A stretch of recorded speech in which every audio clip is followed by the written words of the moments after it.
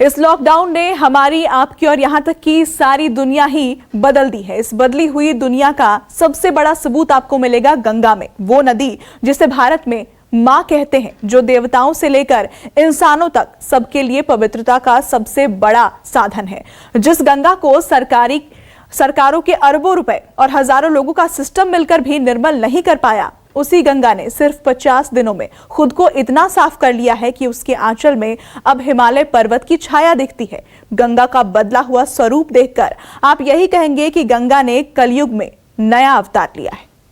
इस वक्त आपके सामने गंगा का जो रंग है वो आपने शायद ही पहले देखा हो। कल कल करती गंगा की ये आवाज सिर्फ अविरल धारा का बहाव नहीं, बल्कि पतित पावनी के दिल की आवाज भी है। वैज्ञानिकों का मानना है कि गंगा जल में घुलने वाले केमिकल और गंदगी की मात्रा में भारी कमी की वजह से ऋषिकेश में इसे डिसइंफेक्ट करके पानी के लिए उपयोग किया जा सकता है।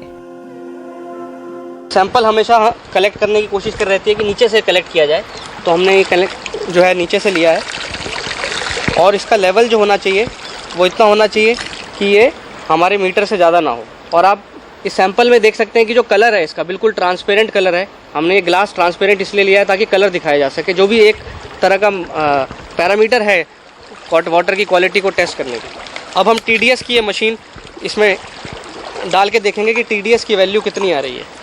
तो मैं अपने कैमरामैन से कहूँगा कि आप इसको ज़रा जूम करके बताएं कि TDS कितना आ रहा है। तो इसमें TDS जो है इस समय 72 के आसपास आ रहा है, 73 72 के आसपास है। ये TDS जनरली RO वाटर जो हमारे घर में एक्वागार्ड लगा होता है उसमें आता है।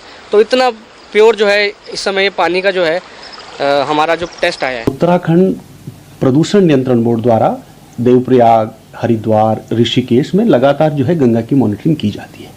अगर हम मार्च के महीने के डेटा से कंपेयर करें कि मार्च में गंगा की क्या गुणवत्ता थी, गंगा के पानी की, और अब लॉकडाउन के टाइम पर क्या स्थिति है, तो हमें अगर मैं पर्टिकुलरली हर की पौड़ी की बात करूं, हर की पौड़ी में एक BOD एक टर्म होता है जो पोल्यूशन का लेवल दिखाता है। मेरा तो जन्म स्थान ही खैर हरिद्वार है। ये आज पहली बार मेरे को माँ गंगा का इतना साफ स्वरूप देखने को मिल रहा है।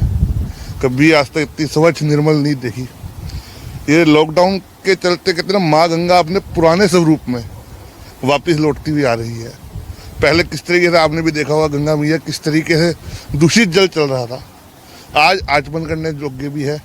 गंगा का जो स्वरूप हो रहा है उसके पीछे सिर्फ एक है कि अन्य क्षेत्रे कृतं पापम तीर्थ क्षेत्रे विनश्यति, तीर्थ क्षेत्रे कृतं पापम वज्रमापे लिप्यति। अर्थात जो भी कृत्य आपने पाप कर्म किए हैं तीर्थ में आकर समाप्त हो जाते हैं, और तीर्थ में आकर अगर आप कोई भी कृत्य करते हैं तो वज्र के समान होते हैं। जन्मों जन्म कितने भी पुण्य कर दीजिए समाप्त नहीं हो पाते। उसका कारण यही है कि हर की पौड़ी ही नहीं, गंगा के तटों पर श्रद्धालु आते हैं, वो अपनी प्रयोग करी हुई वस्तुएं छोड़ते हैं, खाद्य पदार्थ छोड़ते हैं, और साथ ही जो उद्योगों के माध्यम से गंगा के अंदर रासायनिक इत्यादि जा रहे हैं, वो बहुत बड़ा कारण होता है गंगा की धौली होने का, मैला होने का, और कहीं ना कहीं गंदा होने का। इसलिए गंगा का स्वरूप निश्चित तौर पर बहुत भव्य और बहुत सुंदर दिख रहा है।